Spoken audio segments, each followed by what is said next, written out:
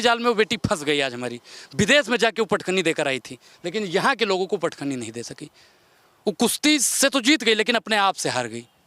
और उसको तो भारत रत्न मिलना चाहिए। भाजपा की सरकार को उसको भारत रत्न देना चाहिए, लेकिन उसको न्याय नहीं दिलवा पाए तो भारत रत्न का खाक दिलवाएंगे। नमस्कार, एक बार फिर से आप सभी का स्वागत है DS4 न्यूज़ में। लीजिए, आज हमारे साथ खास मेहमान अनुराग ओझा जी जुड़ चुके हैं और आज इनसे हम खासा बातचीत करने वाले हैं प्रधानमंत्री मोदी जी के उस भाषण पे, जिसमें सबसे लंबा उन्होंने भाषण दिया, करीब 98 मिनट का भाषण। और उस दौरान राहुल गांधी जी की तस्वीरें वायरल हुई, जिसमें वो आखिरी 5वीं पंक्ति में जो है बैठते हुए दिखाई दिए। अब इस तस्वीरों को लेकर के लगातार ये कहा जा रहा है कि ये राहुल गांधी जी का ही नहीं, पूरे जो है नेता विपक्ष का है अपमान किया जा रहा है। अच्छा, दूसरी तरफ देखिए, आज विनेश फोगाट भी जो है आई हैं। विनेश फोगाट को लेकर के भी चर्चाएं चल रही हैं। और तीसरा सबसे बड़ा अहम जो मुद्दा है वो है कोलकाता को लेकर के। तो तमाम ऐसे मुद्दे हैं जिस पर चर्चा करना बेहद जरूरी हो जाता है। पहले तो प्रधानमंत्री मोदी जी का भाषण, 98 मिनट का भाषण, क्या आपने सुना? देखिए, 98 मिनट के भाषण में प्रधानमंत्री नरेंद्र मोदी जी ने युवाओं का नाम नहीं लिया, युवा हित की बात उन्होंने नहीं की। वो सिर्फ और सिर्फ परिवारवाद, भ्रष्टाचार, वो भूल जाते हैं कि देश में बेटियां सुरक्षित नहीं है, उस पर बात की जाए, लेकिन वो नहीं बोलेंगे। और राहुल गांधी को पीछे वाली लाइन में आपको एक चीज़ याद होगा, अगर आप इतिहास को पढ़े होंगे तो एक बार शिवाजी महाराज दिल्ली आए थे तो औरंगजेब ने उनको सबसे पीछे वाली कतार में बैठाया था। और बाद में क्या हुआ कि उसके बाद में औरंगजेब ने कभी दिल्ली का मुंह नहीं देखा। और अगर आप समझदार हैं तो ये बात औरंगजेब के लिए थी ही नहीं। तो बहुत गई, थोड़ी रही, थोड़ी भी अब जाए। कुछ दिन के बाद में प्रधानमंत्री नरेंद्र मोदी जी भी दिल्ली का मुंह नहीं देख पाएंगे, क्योंकि लगातार राहुल गांधी जी को अपमानित करने का काम करते हैं। जानबूझ के अंतिम कड़ी में बैठाएगा। आप बताइए कि राहुल गांधी तब भी सुर्खियों का विषय बने रहे। प्रधानमंत्री नरेंद्र मोदी जी का 98 मिनट का बोरिंग भाषण जनता नहीं सुन रही थी, राहुल गांधी के ऊपर नजरें गड़ा कर बैठी थी। और आप बात बताइए कि 98 मिनट में प्रधानमंत्री की चर्चा नहीं हो रही है, सबसे ज़्यादा अगर किसी की चर्चा हो रही है तो वो है राहुल गांधी जी। ऐसा क्यों किया जा रहा है कि मोदी जी जो है ऐतिहासिक भाषण दे रहे हैं, उनकी चर्चा नहीं हो रही है, राहुल गांधी जी की चर्चा हो रही है? इतिहास क्यों बात कर रहे थे? अभी आप बताइए कि बिरसा मुंडा जी के बारे में झूठ बोल रहे थे। जन्म उनका कब हुआ? 1875 में। और बताया कब गया कि 1857 क्रांति में लड़ रहे थे। अगर प्रधानमंत्री नरेंद्र मोदी जी पढ़े लिखे होते तो वो बेबुनियादी बात न कर रहे होते। अच्छा, चलिए, सबसे बड़ा सवाल ये है कि सबसे पहले तो सवाल ये है कि मोदी जी के इस 98 मिनट के भाषण में आपने नया क्या देखा? कुछ उसमें नया ही नहीं था, सब वही जुमला था, पुराना वाला ही। हर बार वही चीज़। नज़र नहीं है, नज़ारों की बात करते हैं। ज़मीन पर वो चांद तारों की बात करते हैं। 14 से 24 तक बस्तियां लूटने वाले फिर से सुधारों की बात करते हैं। ये हर बार वही इनका घिसा पिटा होता है। और बाकी राहुल गांधी और उनके पूरे खानदान को गरियाना, तो मोदी जी अगर गरियाएंगे नहीं तो खाना ही नहीं हजम होता है। ऐसा क्यों लग रहा है आपको? आप बताइए कि कांग्रेस का राहुल गांधी परिवारवाद, भ्रष्टाचार, कितनी बार प्रधानमंत्री नरेंद्र मोदी जी ने 98 मिनट में बोला? हर बार भ्रष्टाचार, परिवारवाद। भ्रष्टाचार की जब प्रधानमंत्री जी बात करते हैं तो आपके भी मन में अजीत दादा का ख्याल आता होगा। आता है कि नहीं आता है? नीरव मोदी, ललित मोदी का आता है कि नहीं आता है? परिवारवाद की जब नरेंद्र मोदी जी बात करते हैं तो आप बताइए कि जयशाह का गोल मटोल चेहरा घूमने लगता है कि नहीं घूमने लगता है? जयशाह से ज़्यादा स्मार्ट हूँ मैं। और जयशाह परिवारवाद की वजह से उसको BCCI का चेयरमैन बना दिया गया। पंकज सिंह से ज़्यादा स्मार्ट हूँ मैं, लेकिन उसको परिवारवाद की वजह से टिकट मिलता है और विधायक बन जाता है। पीयूष गोयल से ज़्यादा स्मार्ट हूँ, लेकिन उसका बाप राजनीति में था, इसलिए उसको राजनीति में लाया गया। तो इन लोगों का परिवारवाद नहीं है। बृजभूषण का बेटा सांसद भी है, विधायक भी है, वो राजनीति में था इसलिए। तो उन लोगों का परिवारवाद आपको नहीं दिखेगा, सिर्फ और सिर्फ इनको कांग्रेस का परिवारवाद दिखता है। चलिए, एक चीज़ और भी है। इस तस्वीर को देखते हुए राहुल गांधी जी जो 5वीं पंक्ति में बैठे हुए दिखाई दिए, सबसे पहले तो मेरा यही सवाल है कि राहुल गांधी जी नेता प्रतिपक्ष बनने के बाद पहली बार जो है लाल किला पे गए, कैसा नज़र आ रहा था? अगली बार वो तिरंगा फहराने जाएंगे, तभी वाला सवाल पूछिएगा तो और ज़्यादा सटीक जवाब हम देंगे। विश्वास? बिल्कुल, वही तुम बता रहे हैं कि अगली बार जब वो तिरंगा फहराने जाएंगे तब हमसे पूछिए कि 98 मिनट में राहुल गांधी जी का भाषण में नया क्या था, उन्होंने किन मुद्दों पर बात की। उद्देश्य हित के मुद्दों पर बात करते हैं, युवा के लिए बात करते हैं, महिलाओं के लिए बात करते हैं, किसान के। मोदी जी बात नहीं करते महिलाओं के लिए, युवाओं के लिए, किसानों के लिए? आज लाल किले से फिर से भाषण। ये विद्या की कसम खाइए आप, किसानों की कसम खाइए आप, विद्या की कसम खाइए। महिलाओं का जिक्र किया उन्होंने, चलिए कसम खा लेता हूँ। अच्छा, युवाओं का जिक्र किया। जिक्र करते हैं तो महिलाओं का शोषण करने वाले लोगों को अपने पार्टी में संरक्षण क्यों देते हैं? आप किसान पर बात कीजिए। अरे, कह तो रहे हैं ना कि जो विरोधी हैं या फिर जो महिलाओं के साथ गलत काम करते हैं उनको कड़ी से कड़ी सजा मिलनी चाहिए। तो गलत क्या कह रहे हैं वो? नेताजी को मिली, पहलवान बेटियों के साथ में शोषण करने वाले लोगों को मिली? बताइए।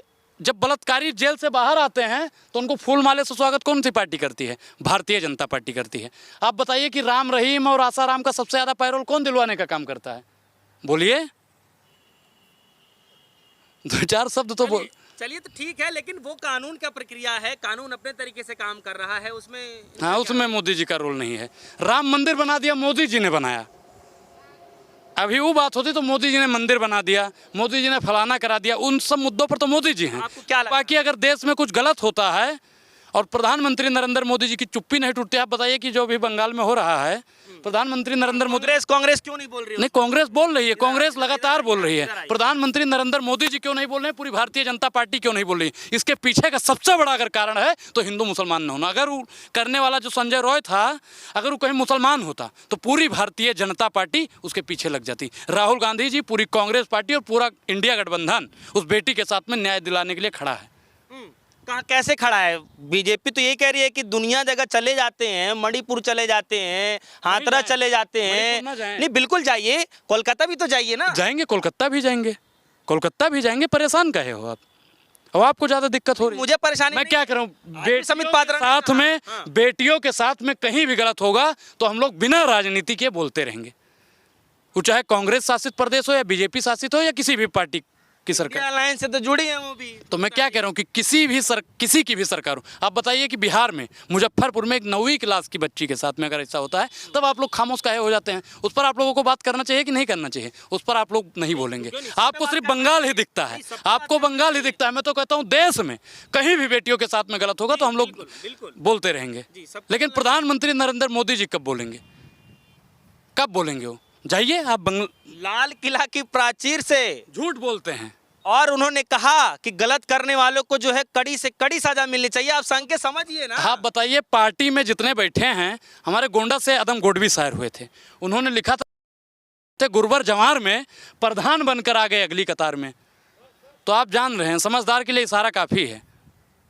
आप बताइए कि काजू भुने प्लेट में उन्होंने लिखा था कि काजू भुने प्लेट में बिक्सी गिलास में उतरा है रामराज विधायक निवास में। अब आप जानते हैं कि कौन से विधायक इनके, कौन से सांसद इनके किस प्रकार का कृत्य करते हैं। और प्रधानमंत्री नरेंद्र मोदी जी उनके साथ में फोटो खिंचवाते हैं। बेचू के उन छात्रों को अब आप बात काट रहे हैं। नहीं, बात मत घुमाइए भैया। देखो, अगर हम एक लाइन में बताइए, सुनो, महिला के सम्मान खातिर हम लोग हमेशा बोलब तो प्रधानमंत्री नरेंद्र मोदी से पूछो ना, या मोदी जी से पूछो कि भेदभाव का है। बेचू के छात्रन का यूपी पुलिस 2 महीना बाद गिरफ्तार करती। अयोध्या में उकांड मोइन खान करते हैं, उनके घर पर तुरंत बुलडोजर चल जाता है। गलत करे वाले के घर पर तुरंत बुलडोजर चले चाहिए, बिल्कुल कार्रवाई होनी चाहिए। ये पर एक नियम बनाए देख चाहिए कि गलत करे वाले का फांसी की सजा दे दो। लेकिन नरेंद्र मोदी जी लाल किले से सिर्फ भावुक होते हैं और बेटियों पर बात करते हैं। चलिए, बेटियों के जब जिक्र हो, देखिए आज विनेश फोगाट भी जो है दिल्ली आई और उनका स्वागत करने के लिए भारी संख्या में लोग जो है आए और वो भावुकता देख करके जो है, समर्थन देख करके जब विनेश फोगाट भावुक हो गई, रोती हुई नजर आई। आपने वो तस्वीर देखी क्या? देखिए, हर चीज़ में भारतीय जनता पार्टी राजनीति करती है, हर चीज़ में। अगर वहाँ पे अगर 1% ही राजनीति ना करते तो आज हमारी देश की बेटी जीत के आ रही होती। लेकिन हर जगह इनको राजनीति करना है। आप फोगाट की तस्वीर को देखकर आप क्यों बिल्कुल भावुकता हो रही है कि हमारे देश की बहन बेटियों के साथ में अगर राजनीति होगी, विदेश में जाके पटखनी दे रही हैं, लेकिन यहाँ के जब कई झूठे इकट्ठे हों तो सच्चे टूट जाते हैं। एक किसी ने लिखा था कि मकड़ी मतलब अपने ही जाल में जब कई लोग शामिल होते हैं तो अपने ही जाल में वो बेटी फंस गई। आज हमारी विदेश में जाके वो पटखनी देकर आई थी, लेकिन यहाँ के लोगों को पटखनी नहीं दे सकी। वो कुश्ती से तो जीत गई लेकिन अपने आप से हार गई, और उसको तो भारत रत्न मिलना चाहिए। भाजपा की सरकार को उसको भारत रत्न देना चाहिए, लेकिन उसको न्याय नहीं दिलवा पाए तो भारत रत्न एक खाक दिलवाएंगे।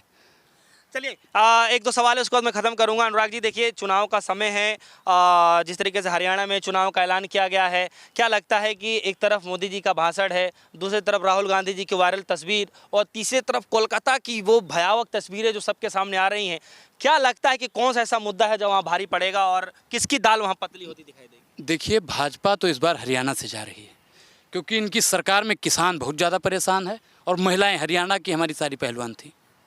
सबको इन्होंने प्रताड़ित करने का काम किया है। सबसे ज़्यादा किसी को अगर प्रताड़ित किसी राज्य को किया जा रहा है तो हरियाणा को ही। तो इस बार भाजपा की वहाँ से विदाई साहब तय है। और हम तो भैया पूर्वांचल के हुई, और पूर्वांचल के बहुत लोग रहते हैं हरियाणा में। पूर्वांचल के लोग अगर स्वागत करते हैं तो विदाई बहुत शानदार करते हैं। अभी आपने देखा होगा कि उत्तर प्रदेश के लोगों ने किस प्रकार से भाजपा की विदाई तय की थी, तो इस बार यहाँ से भी इनकी विदाई तय हो रही है। अच्छा अनुराग जी, एक सवाल ये है कि लोग भाई यही सवाल करते हैं, पूछते हैं कि अनुराग जो है सिर्फ जो है चाटुकारिता ही करते हैं, सिर्फ कांग्रेस पार्टी की जो है बड़ा वाहवाही होती है। आपने सुना क्या कि राहुल गांधी जी का वो मैटर चला गया है हाई कोर्ट में, सुब्रमण्यम स्वामी जी ने डाला है, उनकी नागरिकता रद्द करने की बातचीत चल रही है, आप उस पर कुछ बोल ही नहीं रहे हैं। एक औरत थी, सिलेंडर लेकर चलती थी, वो एक समय पर राहुल गांधी के पीछे पड़ी थी। राहुल गांधी का बंगला भी खाली करो। अरे राहुल गांधी कब बंगला खाली कर रहे हो? हम तो पूछ रहे हैं, अमेठी हारने के बाद में काफ़ी समय बाद इन्होंने बंगला खाली किया, तो इन्होंने बंगला खाली करवाने वाले लोगों के भी मुंह पे तमाचा दे दिया है। अभी नागरिकता रद्द करवाने वाले लोग हैं, कुछ लोग तो इनकी सांसदी छुड़वा रहे थे, सांसदी रद्द करवा रहे थे। डेली कोर्ट में याचिका दायर हो रही थी, कर रहे थे ना याचिका दायर। अंत में क्या हुआ? राहुल गांधी जी लगातार उन तमाम मुश्किलों से लड़ रहे हैं, और जो भी राहुल गांधी पर उंगली उठाता है, ईश्वर उनकी उंगली तोड़ देता है। ईश्वर, भगवान के घरे देर ही अंधेर नहीं। राहुल गांधी वर्सेस मोदी, क्या लगता है किसकी छवि कितना इस बार जो है? राहुल गांधी के टक्कर में कोई है ही नहीं। भाजपा के किन्हीं नेताओं का नाम बताइए जो ऐसा क्यों लगता है? मोदी जी को कोई सुनना चाहता है? अब कोई सुनना चाहता है? अब बता दीजिए, 5 लोगों का बताइए आप नाम जो मोदी जी को सुनना चाहते हो। कोई नहीं सुनना चाहता। राहुल गांधी जी अगर 1 मिनट की रील भी पोस्ट करते हैं ना, तो जितने भी भक्त लोग हैं और इनकी मीडिया है भाजपा वालों की, 50 बार उसको स्क्रॉल करके देखती है, 50 बार, और भाजपा वालों पर कोई ध्यान नहीं दे रहा है। अब राहुल गांधी जी इस देश को नेतृत्व करेंगे, और देश के लोगों ने राहुल गांधी को अपना प्रधानमंत्री मान लिया है। लोग एकजुट होकर लाल किले की प्राचीन भूमि को इसलिए देख रहे थे क्योंकि वहाँ पर राहुल गांधी बैठे थे, और देश के लोगों की निगाह सिर्फ और सिर्फ राहुल गांधी पर थी। प्रधानमंत्री नरेंद्र मोदी जी ने जो सौतेलेपन का व्यवहार किया है, अब हरियाणा की भी जनता जल्द में ही देने वाली है उसका भी जवाब।